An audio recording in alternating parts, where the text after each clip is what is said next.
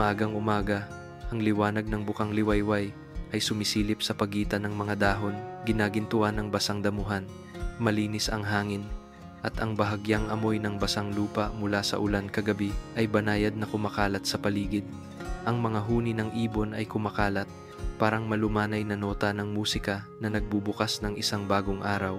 Huminga ng malalim si Luna, naramdaman ang banayad na simoy ng hangin na dumadampi sa kanyang buhok. Pakiramdam niya'y ganap na payapa ang kanyang puso, na parang unti-unting nawawala ang lahat ng alalahanin tungkol sa nakaraang panahon ng baha, kasama ng mga patak ng hamog ng umaga. Lumabas si Luna sa balkonahe. Pinagmamasdan ang ilog na tahimik na dumadaloy.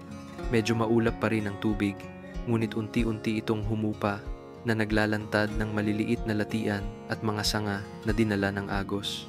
Napansin niya na muling bumabangon ang kalikasan. Ang mga puno'y naging berde muli at ang mga ligaw na bulaklak ay namumukadkad matapos ang gabing ulan. Ang mga ibon ay naglalaro sa ibabaw ng tubig, bumubuo ng maliliit na bilog na kumikislap sa liwanag ng umaga. Ngumiti si Luna, pakiramdam niya'y sabay na humihinga ang buong mundo kasama niya. Katabi ni Luna, umiinom ng isang lagok ng tsaa na may luya si Lolo Ben, saka tumingin sa ilog na may malalim na pag-iisip. Alam mo ba, panimula niya, malambing ang tinig. Ang baha noong nakaraang taon ay napakalakas rin. Mataas ang tubig, malalakas na bagyo na ikinabahala ng lahat. Pero pagkatapos ng ulan, makikita mo rin na ang puso ng tao, tulad ng ilog na ito, ay marunong magtiyaga at makabangon muli. Maingat na nakinig si Luna, may kuryosidad sa kanyang mga mata. Ipinagpatuloy ni Lolo Ben ang kwento tungkol sa mga kapitbahay na nagtutulungan tuwing baha, mga aral tungkol sa kabutihan, pagtitiis at pagmamahal. Ang kwento ay dahan-dahan, tulad ng hininga ng ilog na nagbibigay ng mahinahong ginhawa sa puso ni Luna. Pagkatapos ikwento ni Lolo Ben, tumakbo sina Luna at Rico papasok sa bahay at isinaplot ang kanilang mga raincoat. Handa rin ang kanilang mga magulang, dala ang mga boots at sombrero. Ang putik ay kumapit sa kanilang mga paa habang naglalakad sa bakuran, ngunit ang payapang hangin ay nagpapagaan ng lahat. Hinawakan ni Luna ang kamay ni Rico at magkasama silang naglakad sa maliliit na kalsadang bahagyang may tubig. Nararamdaman ang muling pagbalik ng normal na buhay. Bawat hakbang ay isang bagong tuklas. Bawat balon ng tubig ay naging salamin ng liwanag ng umaga na sumasalamin sa maliit na kasiyahan ng isang umaga matapos ang ulan.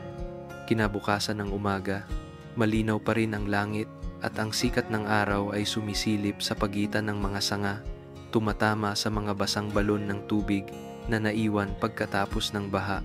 Tumakbo si Luna at Rico sa bakuran, kung saan basa pa rin ang putik. Ang mga dahong berde at dilaw mula sa mga puno ay nahuhulog, dahan-dahang lumulutang sa maliliit na balon na bumubuo ng maliliit na ilog sa harap ng mga bata. Tumawa ng malakas si Rico, hinahampas ng kamay ang mga dahon upang sila'y lumutang sa agos. Pagkatapos ay nagbiro na parang siya'y kapitan ng bangka, naglalaro sa putik. Maingat na inayos ni Luna ang mga dahon bilang mga bangka, inilagay sa mga balon at sumisigaw tuwing may dahong lumulutang sa agos. Ang tawanan ng dalawang bata ay pumuno sa hangin, kasabay ng mga huni ng ibon at banayad na simoy ng hangin. Ang paligid ay naging buhay at puno ng simpleng kasiyahan. Pagkalipas ng ilang sandali ng paglalaro, sinundan ni Luna at Rico ang kanilang mga magulang papalapit sa pampang ng ilog. Sa lugar kung saan humupa ang putik, lumitaw ang mababaw na tubig, mga bilog na bato at maliliit na siwang na punong-puno ng buhay. Kumukuloy ang dalawang bata, binabaliktad ang bawat bato at may pagkamausisan nilang tinitingnan ang mga lumulundag-lundag na kuhol o mga maliit na isda na nagtatago sa malinaw na tubig. Isang kumikislap na kayumangging beetle ang biglang lumipad. Ikinagulat si Rico, ngunit napatawa rin siya nang huminto ito sa isang dahon malapit sa kanila. Huminga si Luna ng malalim, naramdaman ang maliit ngunit matibay na buhay sa paligid.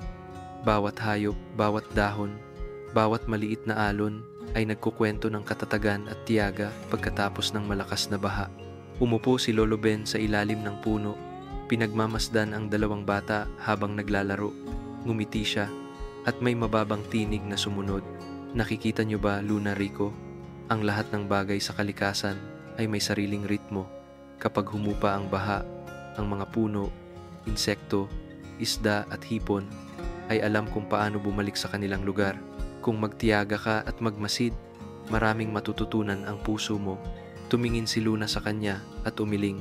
Napagtanto niya na ang masayang paglalaro sa putik, ang mga maliliit na isda, ang mga bangkang gawa sa dahon, ay hindi lang para sa kasiyahan, kundi mga natatagong aral tungkol sa tiyaga, pag-iingat, at pagmamahal sa kalikasan.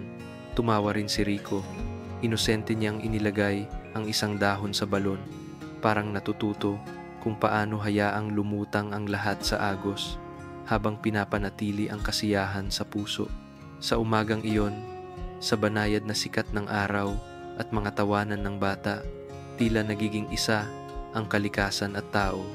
Bumubuo ng payapang tanawin, maliit ngunit puno ng kahulugan. Pagkatapos ng baha, maagang maaga, habang mababa pa ang araw, ang malabnaw na gintong sikat ng araw ay tumatama sa mga bubong na natatabunan ng putik. Nagsimula ng maglinis ang mga matatanda at bata sa baryo. Pagkatapos ng baha, hawak ang mga walis at brush. Tumutulong sina Luna at Rico sa pagtanggal ng mga dahon at sanga. Pinupunasan ang mga yapak ng putik sa bakuran. Inaayos naman ng kanilang mga magulang ang mga natanggal na bubong at inilalagay ang mga upuan at mesa sa tamang pwesto. Ang halong tawa, tunog ng walis, at hampas ng martilyo ay bumubuo ng masigla ngunit mainit na himig. Nagbibigay tulong ang bawat isa sa pag-angat ng mabibigat na bagay, pagpapasa ng timba ng tubig para linisin ang mga bato at putik. Mula sa matatanda hanggang sa mga bata, bawat isa ay nag-aambag, mula sa simpleng pagkuha ng dahon hanggang sa pag-ayos ng bubong. Bagaman pagod, ramdam ng lahat ang ginhawa dahil unti-unti nang bumabalik sa normal ang lahat. Habang naglilinis, muling naaalala ang mga kwento ng nakaraang baha. Ikukwento ni Mang Tan ang beses na umabot ang tubig sa pintuan at kung paano tumalon-talon si Pip, ang aso, sa bubong na nagpaiyak sa tawanan ng buong baryo. Nakikinig si Luna sa mga tawanan sa paligid. Kumikislap ang kanyang mga mata. May ilang pasaway na bata na nagtatapon ng putik sa isa't isa. Ngunit agad rin silang nagtutulungan upang linisin, kaya't ang lahat ay masaya at puno ng init ng damdamin. Ang tawa ay umaalingaw-ngaw sa putik, sa mga bubong, sa mga daang bahagyang binaha, parang gamot na nag-aalis ng natitirang pangamba pagkatapos ng baha. Tumingin si Luna sa paligid at nakita ang lahat na nagtutulungan ng walang pag-aatubili. Ang mga kapitbahay na hindi pa kilala noon ay sabay-sabay na nagbabahagi ng tubig, basahan, at mga salitang pampalakas ng loob. Napagtanto niya na ang tunay na lakas ng kanilang baryo ay hindi lamang nasa mga bahay, putik, o bukirin, kundi nasa pagkakaisa, kabutihan, at pagbabahagi. Bawat maliit na gawa, isang yakap, banayad na paalala, isang ngiti, ay nagpapalakas sa komunidad.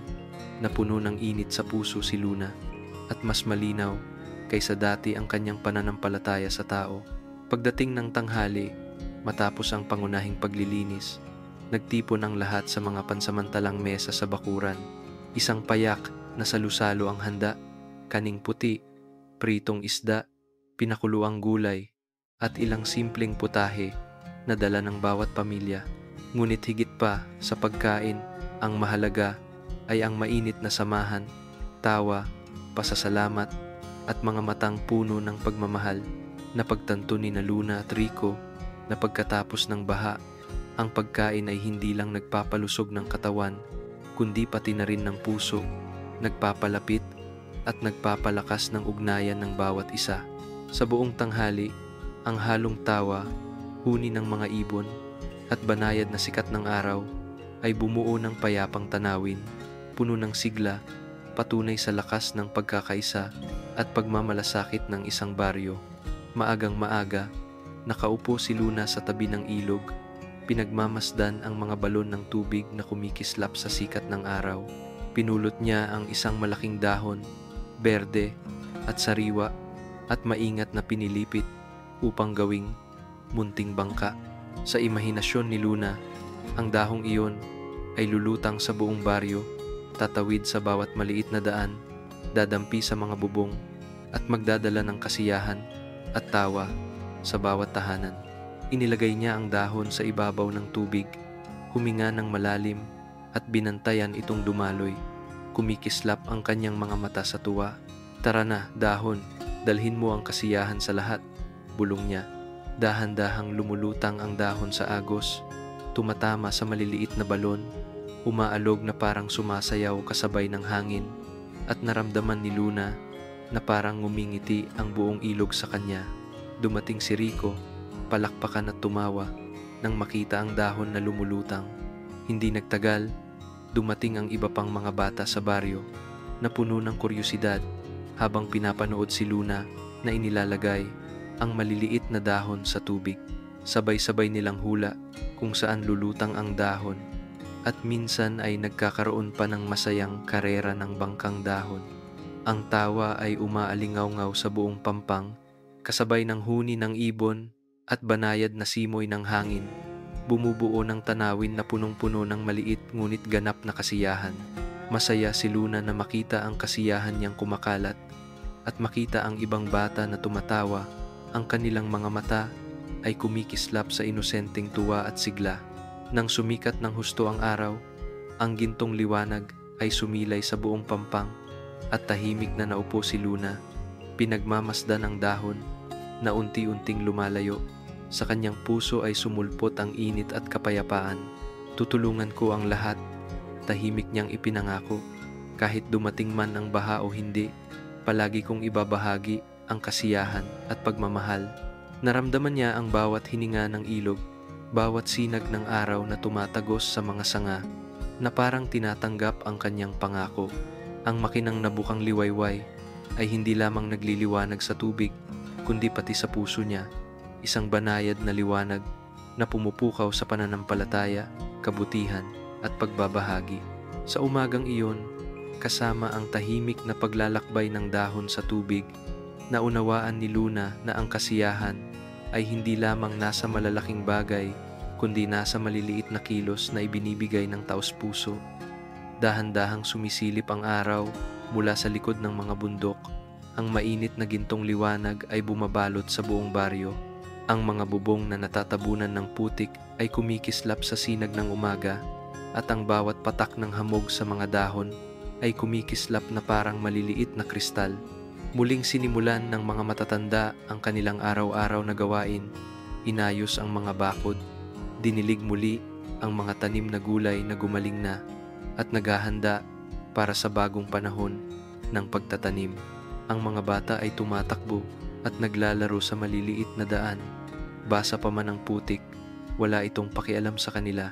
Tila nakalimutan ng lahat ang pagod, at sa halip ay damang-dama ang tuwa sa pagbabalik sa normal ng lahat. Magkasama sina Luna at Rico na naglilibot sa pampang ng ilog, pinagmamasdan ang mga bangkang dahon na dahan-dahang lumulutang, at nakikinig sa malumanay na agos ng tubig. Ramdam niya ang muling pagkabuhay ng paligid, bawat hininga ng hangin, bawat sinag ng araw na sumisilay sa mga sanga ay puno ng banayad na enerhiya at kapayapaan. Huminga ng malalim si Luna, naramdaman ang init ng araw sa kanyang balat, at narinig ang halong huni ng ibon at tawa ng mga bata. Napagtanto niya na ang kaligayahan ay hindi nasa malalayong bagay, kundi nasa mga simpleng sandali, isang ngiti, isang kumikislap na balon, isang hawak kamay. Kumuha si Rico ng maliit na bulaklak sa tabi ng ilog at iniabot kay Luna, at magkasama nilang pinagmamasdan ang malinaw na langit na nagdudulot ng pakiramdam ng kapayapaan sa puso. Tila ang buong baryo ay nagkakaisa sa ganitong banayad na ritmo ng buhay, kung saan lahat ay nagbabahagi at nagtutulungan. Umupo si Lolo Ben sa ilalim ng matandang puno, nakatingin sa kumikislap na ilog. Tinawag niya sina Luna at Rico, at may malalim at mainit na tinig. "Alam niyo ba, mga anak, Kahit dumating ang baha, kahit malakas ang bagyo, ang bukang liwayway ay laging bumabalik.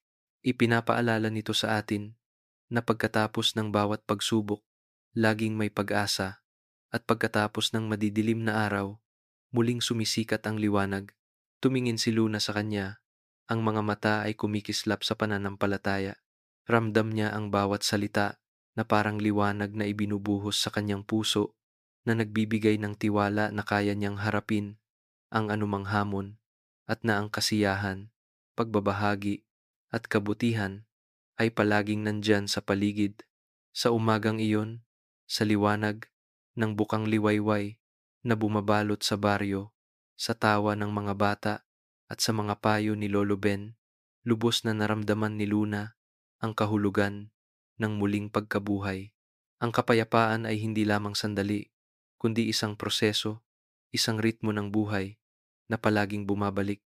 Gaano man kalakas ang bagyo, isang hapon, dahan-dahang dumampi ang mga kulay abong ulap mula sa abot tanaw. Ang mga unang patak ng ulan ay bumagsak, banayad na tumama sa mga dahon at sumalpok sa tubig sa gilid ng ilog. Hindi nagpanik ang mga tao sa baryo tulad ng dati. Kalma silang naghahanda. Itinatayo muli ang mga tolda, iniaayos ang mga upuan at kagamitan sa mataas na lugar, handa sa pagtagal ng ulan. Ang tunog ng ulan sa mga bubong ay bumubuo ng malumanay, mahinahong musika na may ritmo ng buhay. Nakatayo si Luna sa tabi ni Rico, naramdaman ang bawat patak ng ulan at nakikinig sa agos ng tubig sa bakuran na nagdudulot ng kakaibang ginhawa. Bahagi rin ng buhay ang ulan. Hindi ito nakakatakot kung handa ka at kalmado. Lumiko si Luna at tiningnan ang ibabaw ng tubig. Pinagmamasdan kung paano unti-unting tumataas ang level. Inaalala niya ang bawat palatandaan, amoy ng basang lupa, kulay ng mga ulap, katahimikan ng mga ibon, at banayad na simoy ng hangin. Naiintindihan niya na kapag maingat ang pagmamasid, kaya ng tao na mahulaan ang kalikasan, maghanda, at makipag-ugnayan ng matalino. Bawat guhit ng tubig, bawat simoy ng hangin, bawat huni ng ibon ay palatandaan na dapat pakinggan upang makiisa sa ritmo ng kalikasan ng walang takot. Umupo si Lolo Ben sa ilalim ng bubong at may malalim at mainit na tinig na umalingaw-ngaw sa tunog ng ulan. Nakikita mo ba, Luna? Hindi masama ang ulan. Bahagi lamang ito ng kalikasan. Hindi natin mapipigilan ang ulan, pero matututo tayong tanggapin at umangkop. Pagmasdan, maghanda, at magtiyaga, iyan ang tunay na lakas. Tumingin si Luna sa kanya. Ang mga mata ay nagningning sa determinasyon. Naiintindihan niya na maaaring magdala ng hamon ang kalikasan, ngunit nagtuturo rin ito kung paano maging matatag, magmasid, at magmahal. Hinawakan ni Rico ang kamay ng kanyang kapatid.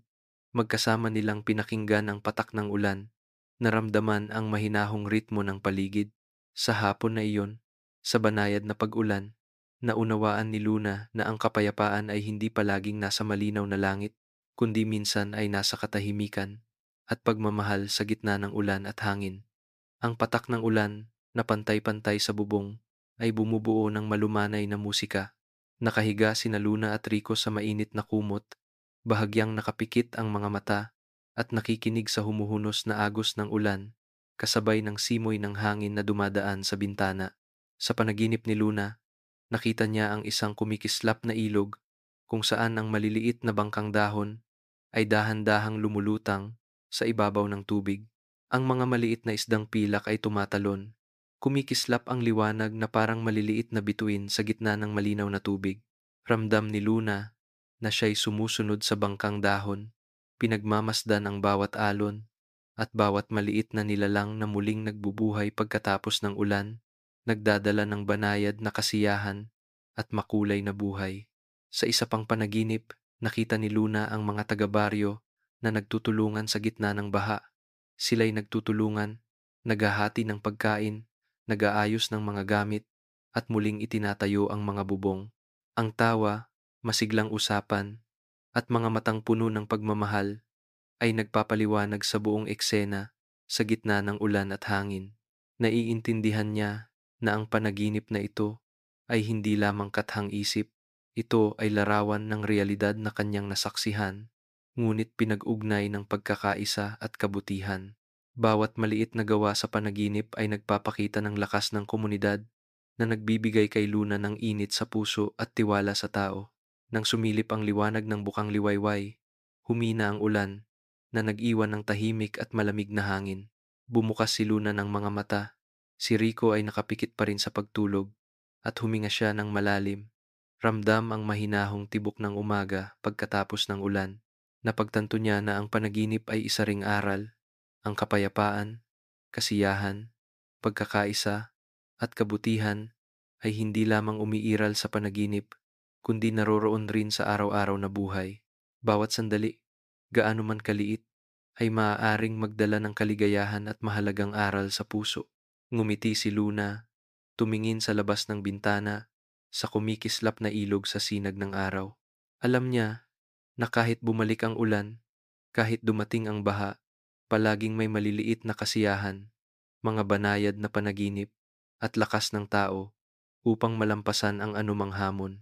Sa umaga, ang banayad na gintong sinag ng araw ay sumasayadsay sa buong bukirin, tumatama sa mga natitirang palay pagkatapos ng malakas na ulan. Magkasama sina Luna, ang kanyang ina, at ang mga bata sa baryo sa maingat na pag-aani ng bawat bungkus ng palay na nababad. Yumuko si Luna, maingat na pinipulot ang bawat palay at inilalagay sa basket habang kumikislap ang kanyang mga mata sa tuwa sa nakikitang kagaan ng trabaho dahil sa pagtutulungan ng lahat. Ang halong tawa at mga salitang pampalakas ng loob ay umaalingaw-ngaw sa buong bukirin na nagpapakita kay Luna na kahit ang maliliit na gawain kapag magkakasama ay nagdudulot ng malaking kaligayahan. Pagkatapos maani ang palay, naupo sina Luna at ang mga kaibigan sa tabi ng ilog upang magpahinga. Bawat bata ay may dalang laruan o kaunting pagkain na kanilang pinaghahati-hatian. Ipinasa ni Rico ang isang bagong gawang bangkang dahon sa isang bata at ibinigay ni Luna ang isang bulaklak na nakolekta sa tabing ilog sa isa pang bata. Ang tawa at kumikislap na mga mata ay sumasalamin na ang kasiyahan ay hindi lamang nagmumula sa natatanggap, kundi pati sa taos-pusong pagbibigay. Malalim na naramdaman ni Luna na ang pagbabahagi, kahit maliit, ay maaaring magpainit ng puso ng bawat isa at magdugtong ng pagkakaibigan at pakikipagkapwa sa baryo. Sa hapon, habang lumalambot na ang sinag ng araw, naupo si Luna sa tabi ni Lolo Ben sa ilalim ng matandang puno. Ngumiti siya at may malalim at mainit na tinig. Nakikita mo ba, Luna, ang maliliit na gawain, ang simpleng sandali, tulad ng pagtulong sa ina, sa pag-aani, pagbabahagi ng pagkain o laruan, ay kaligayahan. Pahalagahan ang bawat sandaling iyon at makikita mo na ang buhay ay puno ng kasiyahan kahit sa mga ordinaryong bagay. Tumingin si Luna sa kanya. Ang puso ay puno ng init at pasasalamat. Naiintindihan niya na ang kaligayahan ay hindi lamang nagmumula sa malalaki o malalayong bagay, kundi sa bawat maliit na kilos, bawat ngiti na ibinibigay, at bawat simpleng sandali ng pagbabahagi. Nang bumagsak ang takip silim, tila nakikisabay ang buong baryo sa hininga ng kalikasan, payapa, mainit, at puno ng pagmamahal, at napagtanto ni Luna na ang tunay na kaligayahan ay laging matatagpuan sa pinakamaliit na bagay. Pagkatapos ng isang magaan na gabi ng ulan, unti-unting sumisikat ang araw, natutunaw ang mga kulay abong ulap, at pinapalitan ang puwang ng mainit na gintong sinag ng araw. Ang mga patak ng tubig sa mga dahon ay kumikislap na parang mga hiyas, sumasalamin sa pabago-bagong liwanag. Nakatayo si Luna sa tabi ng ilog, huminga ng malalim, at naramdaman ang init na sumisingit sa pagitan ng kanyang mga daliri. Ngumiti siya nang maunawaan na kahit dumating ang ulan, palaging bumabalik ang bukang liwayway, nagliliwanag sa lahat at nagdadala ng bagong pag-asa. Tumakbo ang mga bata sa baryo papunta sa bakuran at tabing ilog, tumatalon sa natitirang mga balon ng tubig at nagpapalutang ng maliliit na dahon sa agos. Ang kanilang tawa ay umaalingaw-ngaw, kasabay ng huni ng ibon at humuhunos na agos ng tubig. Hawak ni Rico ang isang bagong pulang dahon, ginawang bangka at inilagay sa tubig, habang si Luna ay humahabol, tumatalon sa mga balon, at naramdaman ang bawat patak na sumalpok sa kanyang mga paa. Ang simpleng kasiyahan na ito ay nagpapalabo sa lahat ng alalahanin tungkol sa nakaraang baha, at pinapalitan ito ng payak ngunit masiglang kaligayahan. Tiningnan ni Luna ang ilog, ang langit, at ang mga ngiti ng mga bata sa paligid niya. Napagtanto niya na bawat bukang liwayway ay isang bagong pagkakataon na magsimula muli, tumulong, magbahagi ng kasiyahan, at mabuhay ng buo sa bawat sandali. Tahimik niyang ipinangako, kahit bumalik man ang ulan at bagyo, kahit dumating ang mahihirap na araw, palaging may naghihintay na makinang na bukang liwayway. Bawat araw, bawat sandali ay mahalagang regalo, nagpapaalala sa kanya ng lakas ng pananampalataya, pagtitiyaga, at pagmamahal. Nagpatuloy ang mga bata sa kanilang laro. Ang paligid ay puno ng liwanag at tawa, at lubos na naramdaman ni Luna ang kapayapaan sa kanyang puso. Ang ikalawang bukang liwayway ay hindi lamang nagliliwanag sa baryo, kundi pati sa kanyang puso. Nagpapaalala na ang pag-asa, kasiyahan, at kabutihan ng tao ay palaging naroroon sa kabila ng ulan at bagyo. Pagkatapos ng mga araw ng ulan at baha, unti-unting bumabalik sa normal ang maliit na baryo. Inaayos ng mga matatanda ang mga bubong, nililinis ang bakuran, at inaalagaan muli ang mga taniman at bukirin. Ang mga bata ay tumatakbo sa mga daan ng baryo, nagpapalutang ng maliliit na dahon sa natitirang mga balon, tumatalon sa bawat putik, habang ang kanilang mga tawa ay umaalingaw-ngaw sa buong paligid. Magkakasama ang lahat sa trabaho at paglalaro, nagtutulungan, nagbabahagi, at nag-uusap. Ang atmosfera sa baryo ay mainit, masigla, ngunit puno ng kapayapaan, parang isang banayad na tugtugin ng buhay, kung saan ang bawat hininga ay kasabay ng ritmo ng kalikasan. Nakatayo si Luna sa pampang ng ilog, pinagmamasdan ang dahan-dahang pag-agos ng tubig, at puno ng mahinahong pag-iisip ang kanyang puso. Napagtanto niya na ang tunay na lakas ay hindi nasusukat sa pagmamadali o sa laki ng bagay, kundi nasa pagtitiyaga, pagmamahal, at pagbabahagi ng bawat maliit na gawa. Ang mga simpleng sandali, pagpapalutang ng dahon, pag-aani ng palay kasama ang ina, pagbabahagi ng pagkain at laruan ay nagdudulot ng ganap na kaligayahan. Naiintindihan niya na sa karaniwang buhay, sa araw ng sikat ng araw at ulan, naroon ang mahahalagang aral at tunay na kasiyahan. Sa pagtatapos ng hapon, nakahiga si Luna sa kanyang mainit na kama, si Rico ay mahimbing na natutulog sa tabi. Naririnig niya ang humuhunos na agos ng ilog, ang paggalaw ng mga dahon sa simoy ng hangin, at ramdam niya na muling sisikat ang bukang liwayway sa bintana kinabukasan, banayad na paalala ng pag-asa at kapayapaan. Ngumiti siya, ipinikit ang mga mata, at naramdaman ang bawat hininga na kasabay ng ritmo ng kalikasan. Sa puso ni Luna, ang simpleng kaligayahan ay ganap, payapa, mahinahon, at puno ng liwanag, parang isang magandang panaginip na palagi niyang dadalhin sa kanyang puso. Bumukas ang umaga sa isang payapang baryo, kung saan ang gintong sinag ng araw ay sumasayadsad sa bawat puwang ng mga dahon na may natitirang patak ng hamog. Ang ilog ay kumikislap na parang malambot na pilak na tela, sumasalamin ng liwanag sa mga bubong, bakuran, at mamasa-masang bukirin. Ang paligid ay puno ng tunog ng kalikasan, ang huni ng mga ibon, ang mahinahong agos ng tubig, at sa malayo, ang masiglang tawa ng mga batang tumatakbo sa mga daan ng baryo.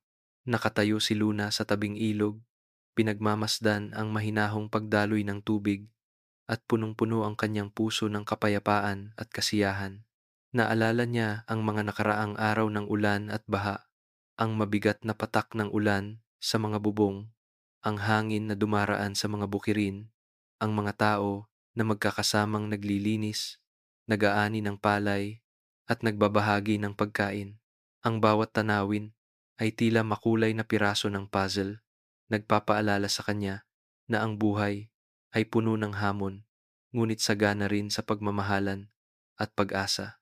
Ang mga bata sa baryo ay tumatakbo at naglalaro, nagpapalutang ng mga bangkang dahon na kanilang ginawa, sabay-sabay na nagtatakbuhan sa mga natitirang balon at nagagalak habang ang mga dahon ay dumadaloy sa tubig. Tumatalon sila sa mga putikan, sumasabog ang putik sa kanilang mga paa, ngunit walang iniintindi. Sa sandaling iyon, ang simpleng kasiyahan ay sapat na. Ang kanilang tawa ay sumasabay sa huni ng mga ibon, hangin, at liwanag ng araw na bumubuo ng isang masigla ngunit mahinahong musika ng buhay. Ang mga matatanda ay nag-aalaga ng mga tanim, inaayos ang mga bubong, nililinis ang bakuran mula sa putik, at nagbabahagi ng mga ngiti, pasasalamat, at munting yakap. Ang bawat kilos na tila ordinaryo ay may dalang dakilang lakas, ang lakas ng pagkakaisa, kabutihan, at pagbabahagi. Pinagmamasdan ni Luna ang bawat kilos at napuno ang kanyang puso ng pasasalamat.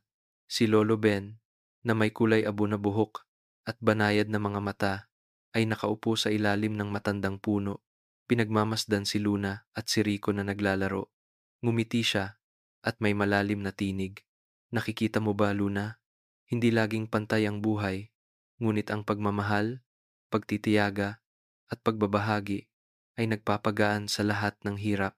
Kahit dumating ang bagyo, palaging bumabalik ang bukang liwayway at ang simpleng kasiyahan ay laging naroroon.